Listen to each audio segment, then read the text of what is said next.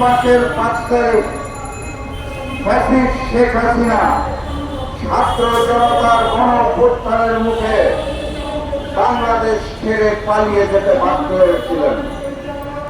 তার পরপর দায়িত্ব গ্রহণ করেছিল অন্তর্বর্তী সরকার। 5 মাসেরও অধিক সময় পার হয়ে গেছে।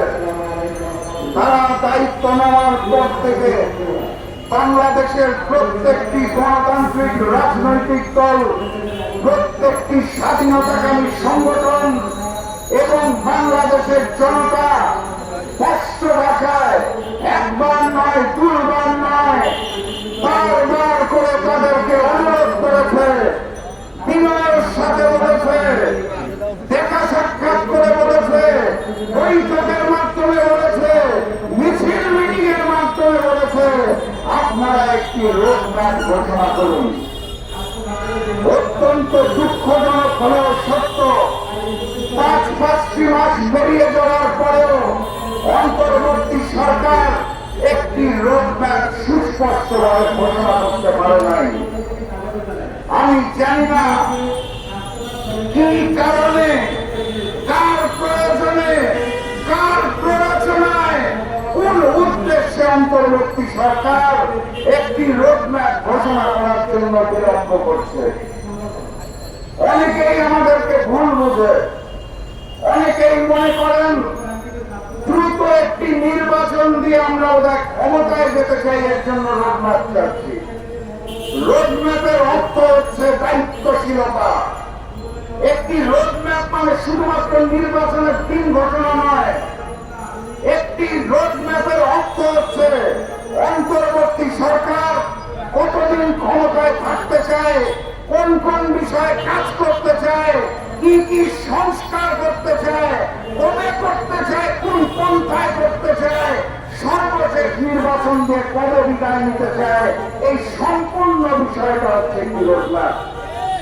একটি রোডম্যাপ ঘোষণা অর্থ হচ্ছে তাদের দায়িত্বশীলতার জায়গাটাকে সৃষ্টি করা, জনগণের সামনে তুলে ধরা তারা কি কি কাজ করবেন। এই রোডম্যাপটি ঘোষণা না করে যে লুকোচুরি করা হচ্ছে, আমি জানি না তাদের উদ্দেশ্য কি, কিন্তু স্পষ্ট ভাষায় আমরা জানিয়ে দিতে চাই, এই লুকোচুরির খেলায় আপনারা যদি বিলম্ব করেন, আরো কালক্ষেপণ করেন, তাহলে ওই ফ্যাসিবাদ আওয়ামী লীগ এবং গণহত্যাকারী দোসররা আবার নতুন করে মাথা চাড়া দেওয়ার সুযোগ পাবে।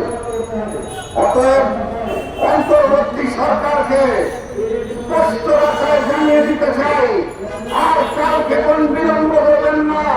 দ্রুততম সময়ের মধ্যে রোডম্যাপ ঘোষণা করুন, নির্বাচনের দিনক্ষণ ঘোষণা করুন এবং বাংলাদেশের জনতাকে ভোটের অধিকার এবং ভাতের অধিকার ফিরিয়ে দিন। এই অন্তর্বর্তী সরকারকে রোডম্যাপ ঘোষণার দাবি জানানোর সাথে সাথে আমি আরো একটি দাবি স্পষ্ট করে জানিয়ে দিতে চাই। 5 মাস অতিবাহিত হয়েছে, এখনো গণহত্যাকারীদের ঠিকমতো গ্রেফতার করা হয় নাই।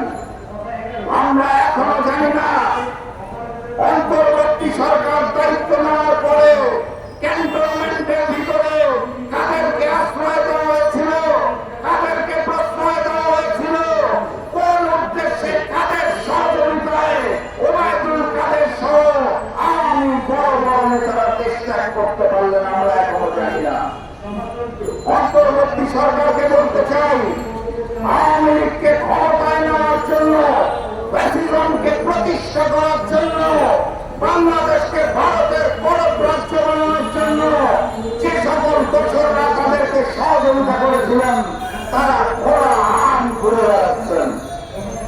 আওয়ামী লীগের সেই সকল নেতাদেরকে যারা গণহত্যার সাথে জড়িত ছিল তাদের গ্রেফতার করতে হবে, 14 দলের নেতাদের গ্রেফতার করতে হবে, জাতীয় পার্টির নেতাদের গ্রেফতার করতে হবে, তাদের বিচারের আওতায় আনতে হবে এবং একই সাথে সাথে প্রশাসনের সকল জায়গায় যে সকল গণহত্যাকারী দোষর আওয়ামী